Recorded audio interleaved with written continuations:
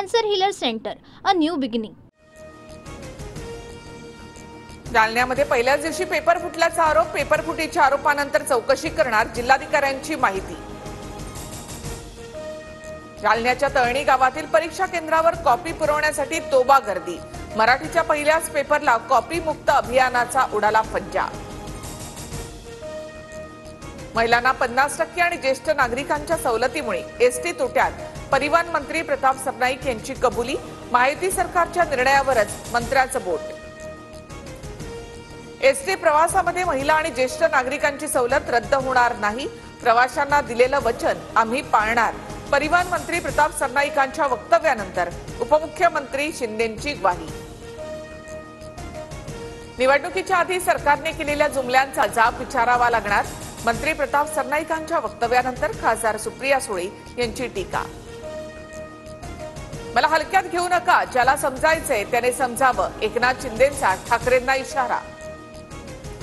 अजित पवारांच्या पक्षाचे 2 मंत्री राजीनाम्यासाठी विरोधकांच्या निशाण्यावर. धनंजय मुंडे आणि माणिकराव कोकाटेंचा राजीनामा मुख्यमंत्र्यांनी घ्यावा, संजय राऊतांची मागणी.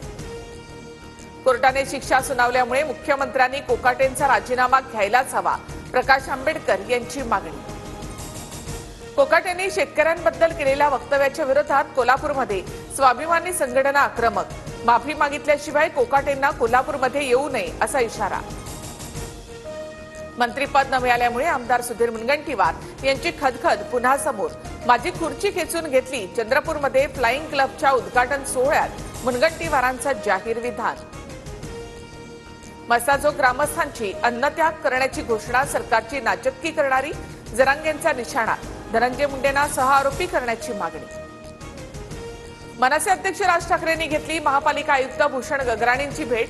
जमिनीखालून जाणाऱ्या केबलवर कर लावण्याची मागणी. दिल्लीमध्ये 98वे अखिल भारतीय मराठी साहित्य संमेलन सुरू. पंतप्रधान नरेंद्र मोदींच्या हस्ते उद्घाटन.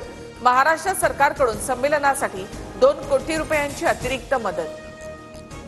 भाजप आमदार श्वेता महालेंना धमकीचं पत्र. शेकडो भाजप कार्यकर्ते चिखली पोलीस ठाण्यामध्ये घुसले. आरोपीला तात्काळ पकडून कारवाईची मागणी. उपमुख्यमंत्री एकनाथ शिंदेंची गाडी बॉम्बनं उडवण्याची ईमेलवरून धमकी.